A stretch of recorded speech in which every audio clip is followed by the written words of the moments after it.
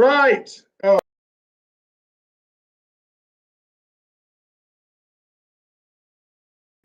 must be here somewhere. Yes, it's me. It's Tuesday night. It's cheese night.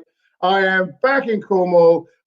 This is where it all started. You might remember back in, when did we first do this? March, February or something. And Tuesday night's cheese night was start on a wing and a prayer that COVID would end really quickly. It didn't, as we all know. Very disappointing. So we've had 6-8 months, whatever is getting us into October, and it's been wonderful reaching out and starting this little thing called Tuesday Night's Cheese Night. Now, I'm officially on holiday. I've got 4 days off. Woo-hoo-hoo. But that's the reason. No bowler hat, no apron. I am rocking. I like this shirt. It's very good. So, but even better than that, I have the most fantastic company tonight to celebrate the oldest tradition in the UK of food and drink matching, and that's beer. So let's get Melissa on. Welcome, Melissa Cole. How are you? I'm fine. How are you? I'm absolutely in quite a good mood. Yeah. So I think I mentioned this earlier. I'm really pleased you're actually moving because this has got a whole site weekend at Bernie's vibe. So, you know, yeah, I'm cool with that. Even this bit, wrong side, this bit of hair isn't like, I don't know what's going on here. That's a lockdown if ever I saw one.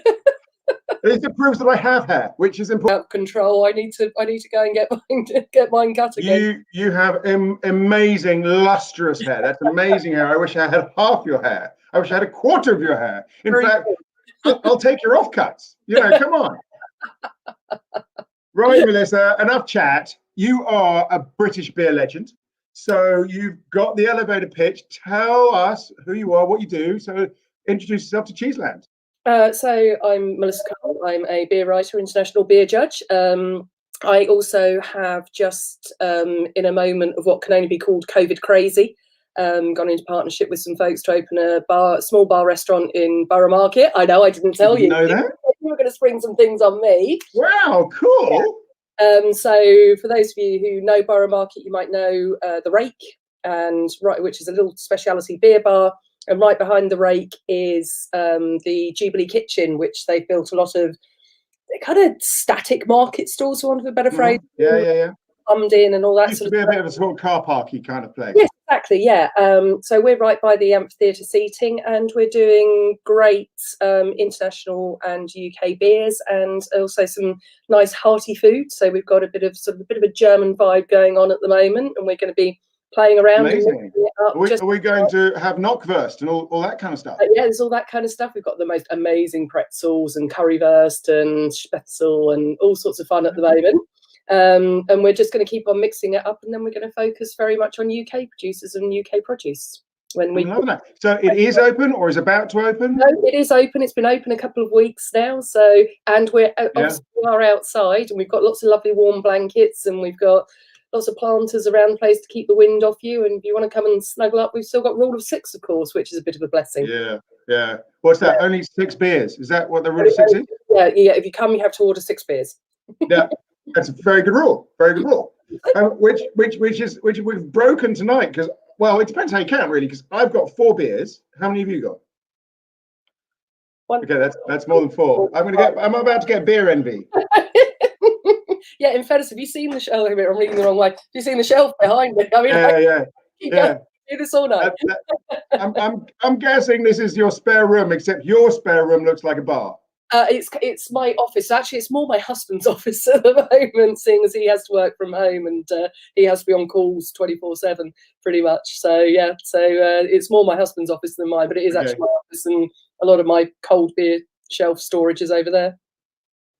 Okay, well, that's the kind of office we like. I'm very pleased to welcome you here because, as you know, I'm a huge believer that beer and cheese go way back.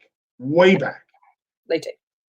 So food in the UK would do that. You know, there's the French word terroir, which I don't think we really have such a snappy word for in the UK.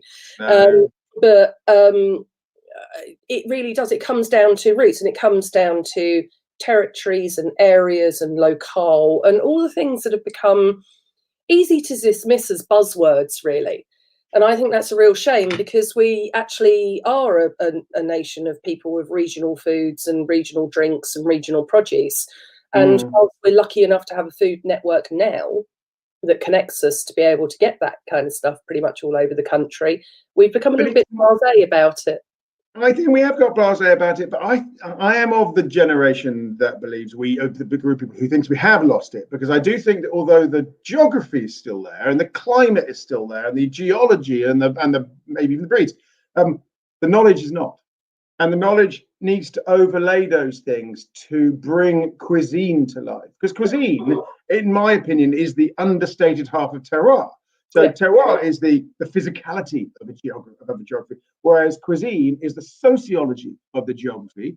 And that is, and I bang on about this till the cows come home or come in second time for milking or whatever the phrase of the day is, that is about what happens in the kitchen, the decisions made by the people in the kitchen, which historically has been the women, when they've gone, right, we're having this dish and we're using those herbs because they're coming on this time. We're using that cut the lamb because it's a slight whatever it is. And this wine or this cider or this beer makes the flavor complete. It completes the picture.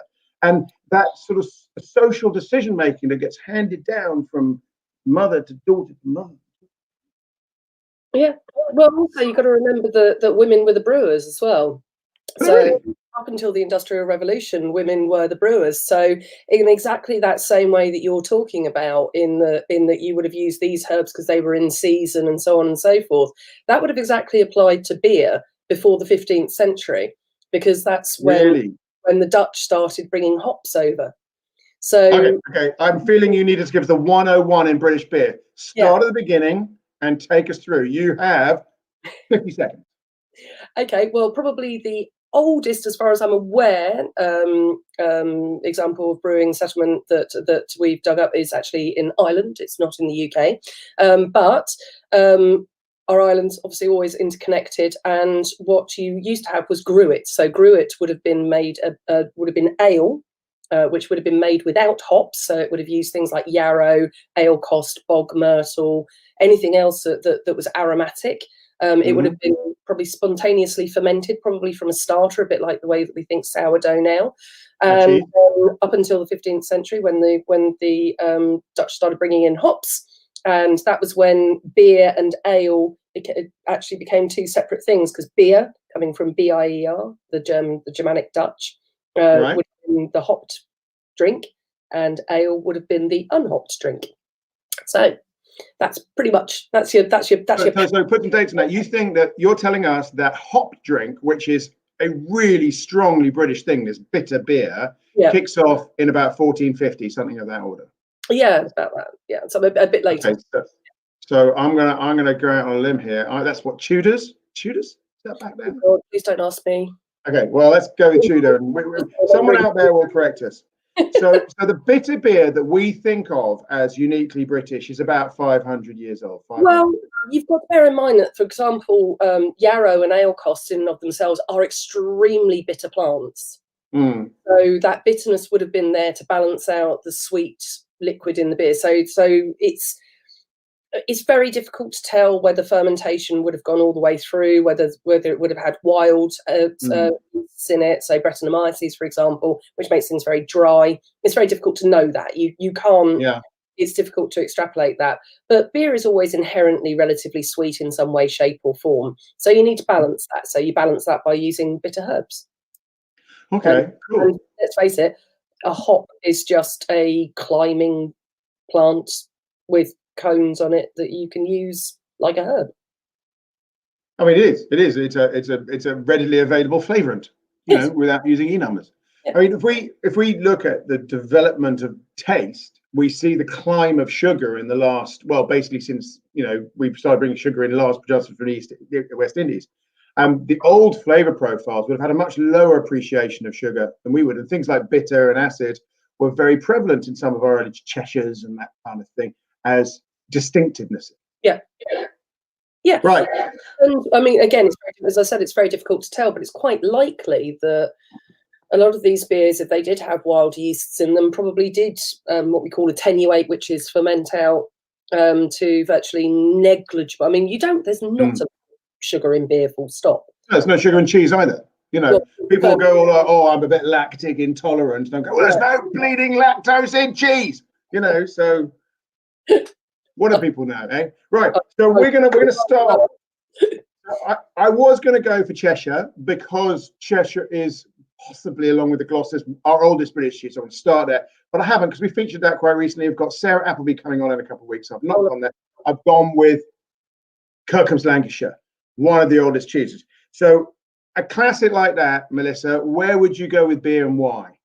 Now, I've actually got, because, you know, it's my thing, I've actually got two. Okay.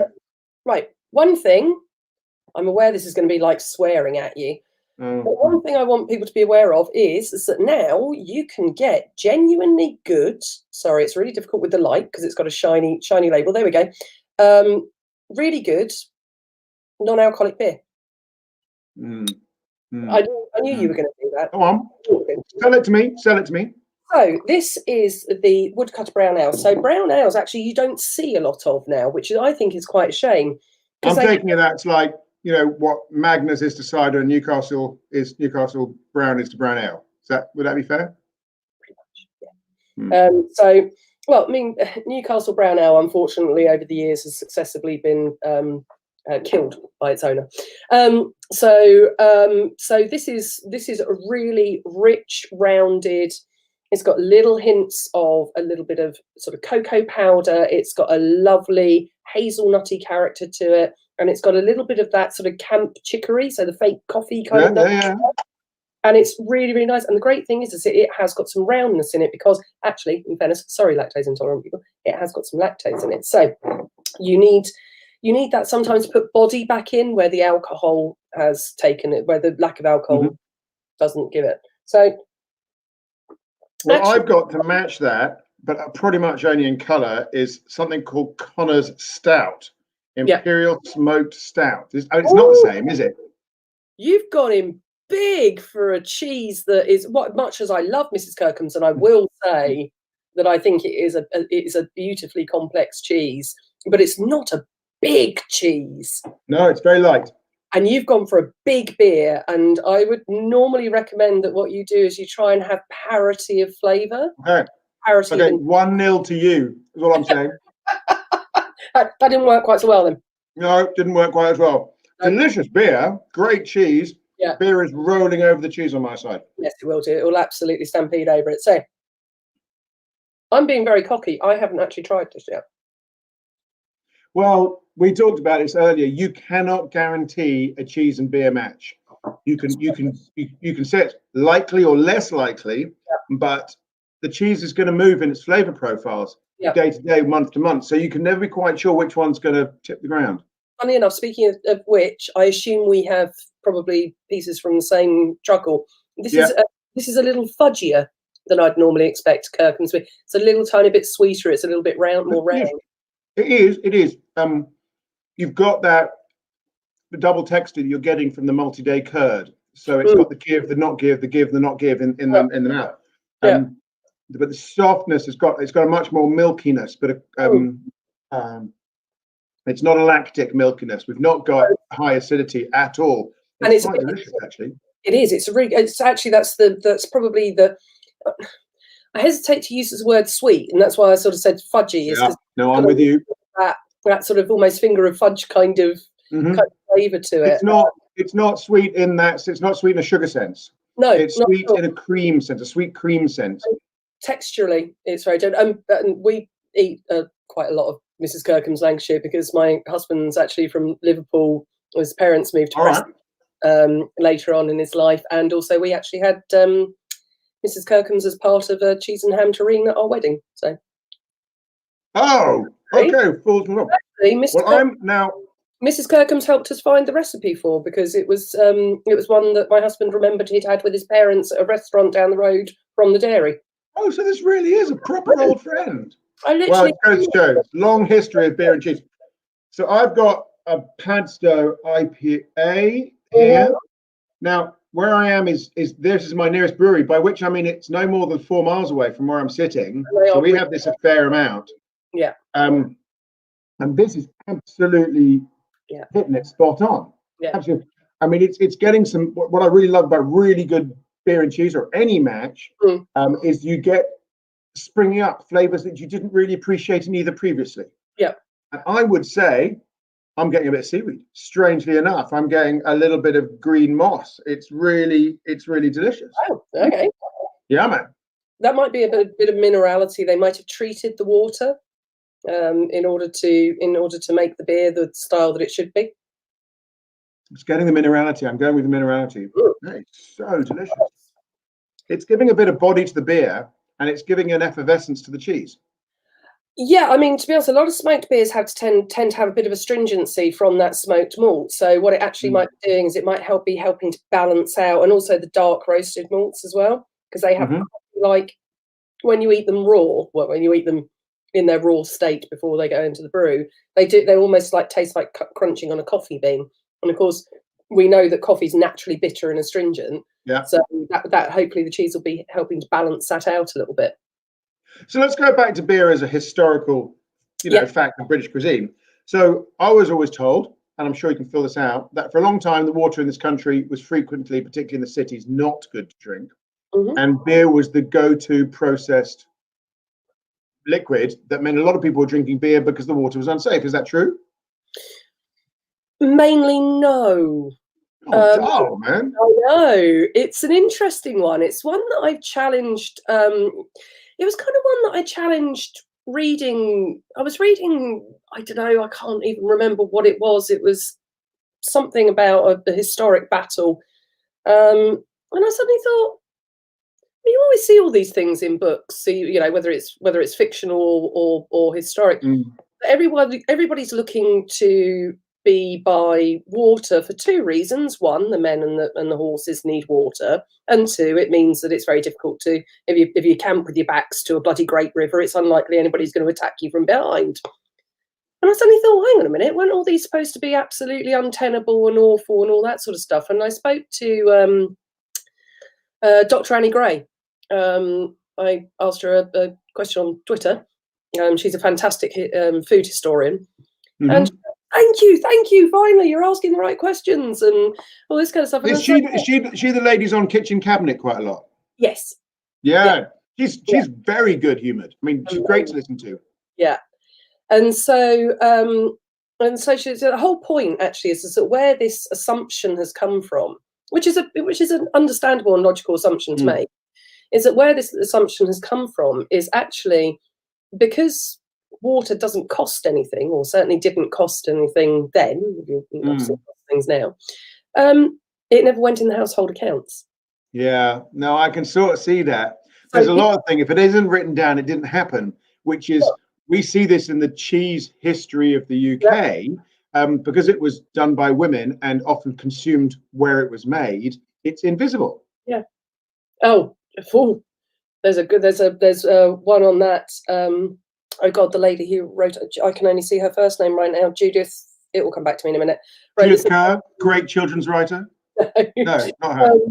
She wrote a very interesting book on the history of alewives in medieval times, and here's something that shows you that it's the same, different century, same shit.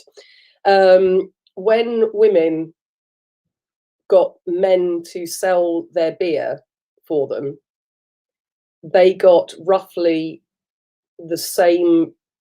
The men got more, and it worked out in all the records that she looked at as roughly about the same as the gender pay gap today. Okay, same shit, different century. Yeah. Well, so there you go. I'm an equal opportunity consumer. I drink beer from men and women. I eat cheese from men and women. I'm not going to discriminate. Okay. Excellent. So Mrs. Kirkham, Graham Kirkham, who's making it now, awesome. Yep. But let's move on, because that is a really early example of British terroir. Yep. But as of the middle of the 19th century, we had the rise of cheddar. Obviously, cheddar predates that, but at that point, cheddar begins to be the Japanese knotweed of British cheeses and starts popping up all over from Scotland down to Cornwall. And so we better do it matching with cheddar. Say again? Japanese knotweed tastes a bit like rhubarb when you cook it when it's young. Is it? Oh, wow. Suddenly I like it a bit more. Okay, this isn't a typical cheddar. We've got, one of the reasons we've chosen this is because this is old in a different way. This is the Half-Odd, which is the Holden family. So right up against the Atlantic, well, not the Irish Sea, up the edge of Wales. It's, I'm not going to pronounce this right, Llangby, near Lampeter. And Patrick Holden makes this now, one of the oldest proponents of organic cheese making, organics, and so one of the I think the oldest organic dairy in Wales. But also we've got a cheese here that they started making relatively recently, leans on Lincolnshire poacher. Lincolnshire poacher obviously leans on the cheddar tradition, but I'm not going to remember this lady's name. But somebody wrote a book from way back, which the Holden family decided we are going to recreate this cheese or make it anew for Halford. And it's created a real thing. And the other thing about this cheese that I want to make the point is it's with Ayrshire cows. And this is the big misunderstanding about British cheese making, is so much of it is with Holstein Friesians, very impactful of flavor, very impactful of production. But Holstein Friesians only hit the UK in about 1950. So we're talking about, in the history of British cheese making, we're recreating acres of British characterful cheese using a dairy cow we've been using for 2.5 minutes. And Ayrshires are one of the Shorthorns, probably Shorthorns, Longhorns, the ones with horns, probably the oldest British breed. But in the meantime, we tried Ayrshire, which is why I find this interesting. So Halford, Ayrshire cheese, a way of making cheddar that is in some ways older than some of the great cheddar makers. I'm going to get shot for saying that. It's the aroma on this that's really getting me. There's something incredibly fresh and almost green about it. I'm sorry, I'm one of those weird people that kind of smells slightly in colours. Okay. There's something almost spicy, almost green peppercorny. It's lovely. I see where you come from.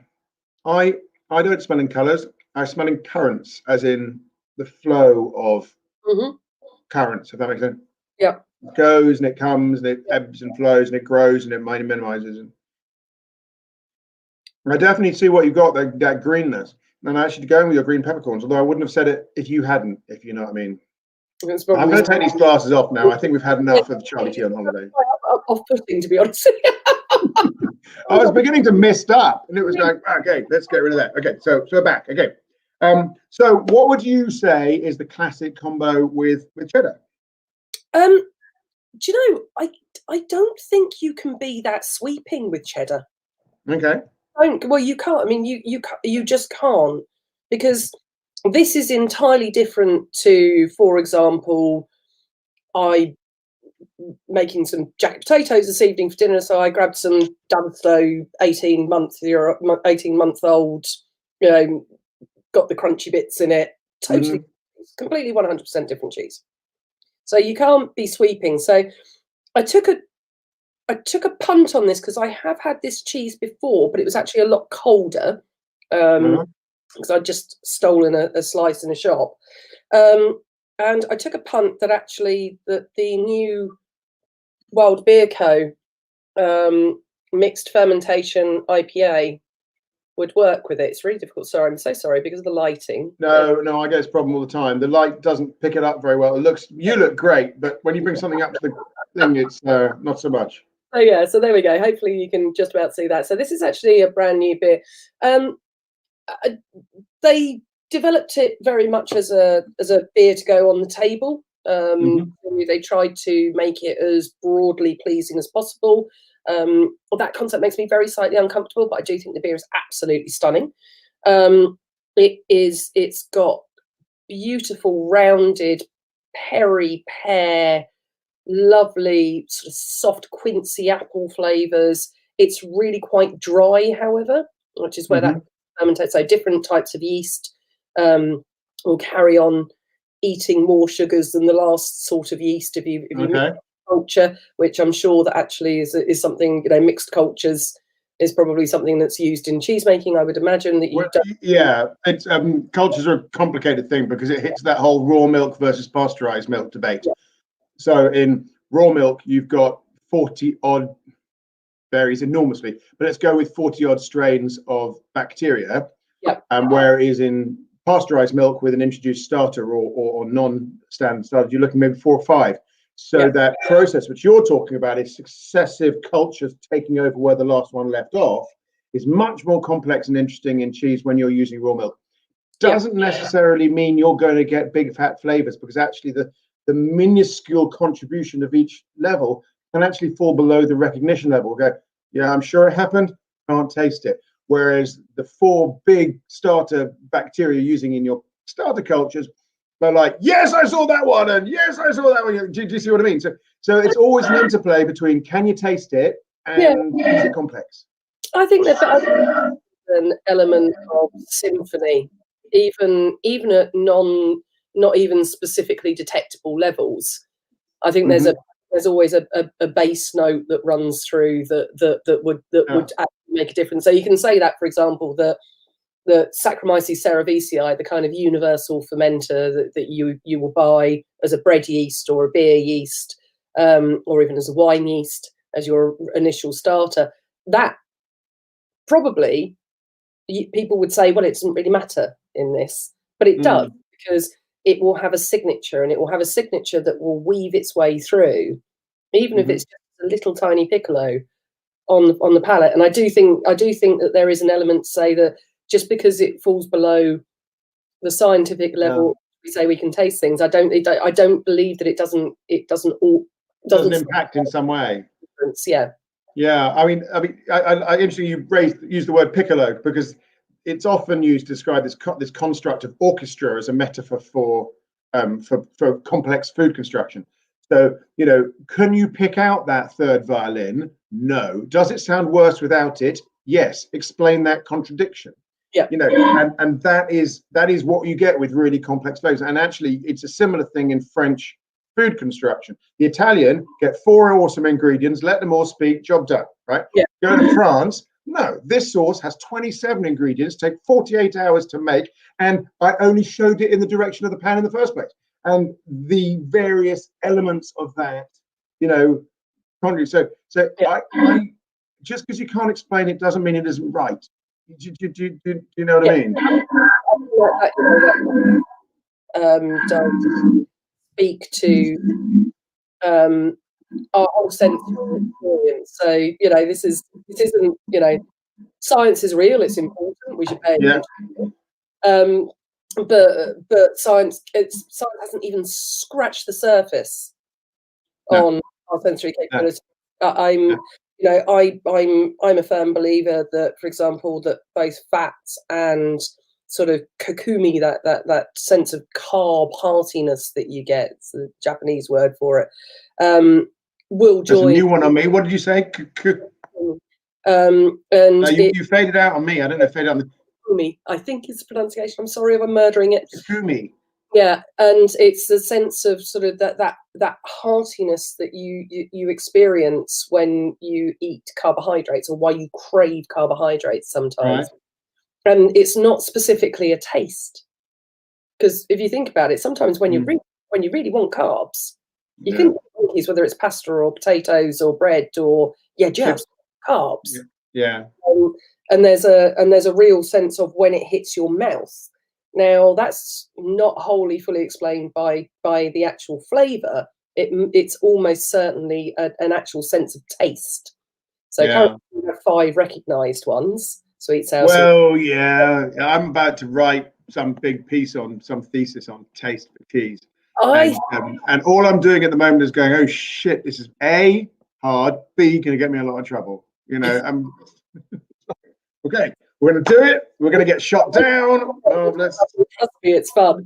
And I think fat's going to be there as well, because there's a definite element that fat brings to the party that cannot just be down to flavour, and the way that the body responds to it is actually in the same centres that you look at for taste. Well, the other thing about flavour is you have to take into account is flavour is not there just for our enjoyment. Okay, flavour there is there to guide our health and well-being. It's essentially there to make sure we eat the right stuff so that we can have sex, have babies, and die. As long as we have enough time for that, flavour has done its job, which is weird. Right, now I want to stop you. I want to stop. I'm stopping. I want to tell you what I'm having with cheddar. Okay, I've gone with Padstow Citra Pale Ale. Now, I'm not really a fan of what I think of the citric hops, which I'm assuming this is one of. This is a single hopped. No. But I went for it because I wanted, because cheddar loves pineapple, cheddar loves apple, cheddar loves Perry. You mentioned Perry in the description of the one that you know, cheddar loves that. So I figured, okay, we're going to go with hop and we're going to bring a bit of fruit in and see if that works. And I have to say, it is working nicely. It would actually be a style, again, I would normally generically avoid when I'm talking generically about cheddar. But this is so soft and it is not as acidic as I personally. Very buttery. Yeah. And so therefore, yes, that will work. The more I find, the more acidic the cheese gets, the more you want to err away from highly hopped beers. Okay. A very broad brush. As we were saying earlier, we're going to be horrible teachers and tell everybody to go away and keep on tasting and enjoying and eating and drinking. But it really is. But this, again, as you say, there's always going to be an exception that proves the rule. Generally, the more acidic the beer, the more I'll err away from bitterness. Yeah, well, we in the academy we teach the idea that the 5 mouth flavors, you're looking for contradiction, or another way of putting balance. So if food A is big in sweet, salt, and acid or something, then drink B has to come in with bitter and whatever other one I missed, savory, to get balance there. But in the complex flavors, you're looking for harmony and reaffirmation. So it's not the acidity of fruit, but you want that fruit to sort of melt. Otherwise, they can be passed out, if that makes sense. Yeah, absolutely. I think that probably applies a little bit more to. I think you can write off the contrast as the you can put the contrast down as the easy one, but actually, really for me, and my waistline will tell you it's been through a lot of sampling. Is that it actually my number one tip to people is, again, going back to what I said to you earlier, is level of intensity versus level of intent. And I think you can actually have a lot more fun in that arena, and you can also discover some absolutely astonishing pairings. So the day that somebody introduced me to Beanley Blue with an Erdgers, which is a really super funky Belgian style, like bone dry, absolutely bone dry, honks a little bit. It's quite farmyardy, and I tried the two together, and it was like eyes rolling back in your head kind of territory. And it's funny, but you get that. You do get that kind of like, oh, that was not supposed to work. It's beautiful. There was a beer I don't want to be I've got a bad memory, but one of the wild beers I was using when I was working on P&O cruises to match with a really straight down the line smoked red Leicester, and then on paper they shouldn't have worked. But the red Leicester, all it's smoked and just for lack of better, just tamed the beer. It says no, none of that. Now we want that bit. Oh, perfect. Now last one up. Okay, so now this, I'm on it. This is Golden Canarth. This is Carwyn Adams. This is again over against the Irish seaside of Wales. So up on that beautiful Welsh Wales side of the world. It's briefed as a kind of Reblochon / Epoisse. The one I've got most definitely is at the Reblochon end of the spectrum. We're hardly getting any breakdown. Oh, that really isn't. I'm going to turn that down a bit. Yeah, a little bit. I've got right, that's better for me. Yeah. So you've got that slightly open texture, but I don't know if you can see that. There is no gooiness going in. We've got a small breakdown just under the skin. You can see that sort of ½ centimeter and the whiteness. Now, the rind has got the dry orange, but not that tacky kind of super smelly character. No, it really has. And it's smelling of wet laundry and mold, kind of, but not pungent. Slightly like it's been spring cleaned. It's like a very clean wine cellar. Yeah, it's a so I was expecting this to be the wild card. It's like a substantial flavor, but in fact, it's not. So I'm going to tone down my expectation. What is this? Well, I just switched beers. You've switched beers. Okay, tell us why you've gone for what you've gone and why. I mean, why? What? Not enough people know enough about lager, and you can get some astonishingly different lagers from what you think of the bland, fizzy Euro. Yeah, whatever you want. I'm trying to get. There we go. So, Orbit, stick it out. So beer. A very bad pun. It's a style that actually comes from Düsseldorf. So it is very specific to the Düsseldorf area normally.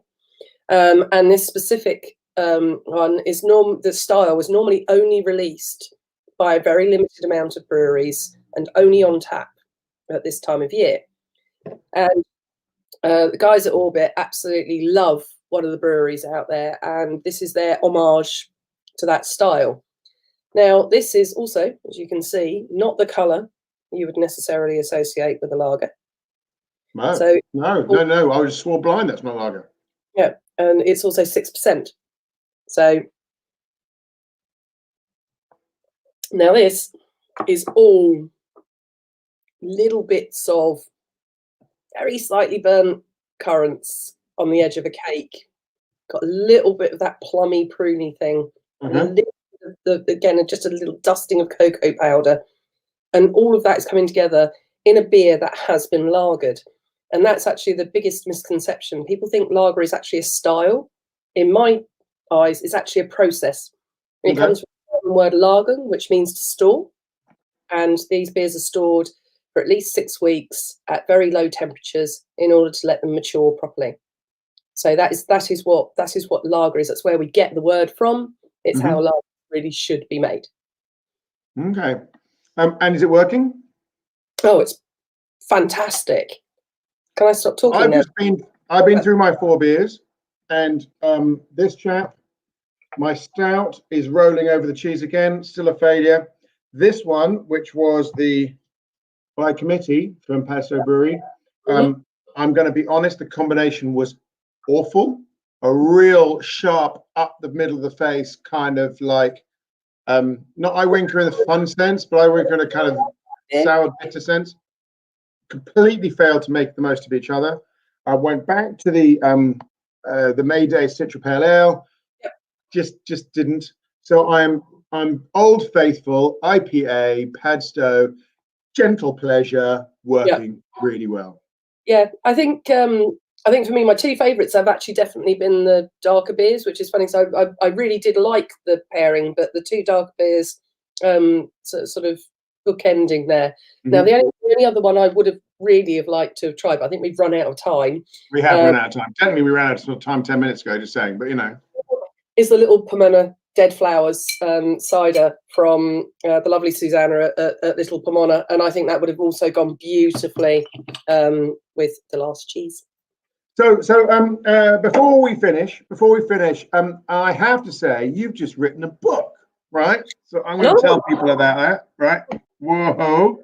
Yeah, of course. This is my shameless advertising going on. Yes, shameless advertising. We're all going to make a living. So this is the Little Book of Lager. So this is the new book. So the Little Book of Lager. So this is just a romp. It's a really easy, accessible, makes a lovely Christmas present or present for any friends. It's not expensive. Go on, sell it. Oh, there we go. Oh, no, there we go. It's what it's all about. It's incredibly briefly in depth. It's where my journalistic training has definitely come to the fore to be able to tell a good story in a short time. Yes, no, I had a lager today from the Harbour Brewery, which I believe is one of it's also to do with Paso Brewery. I'm not really quite sure, but at a local pig, one of the pig hotels, absolutely delicious. I've never been a fan of lager, and I absolutely adored it. It was really good.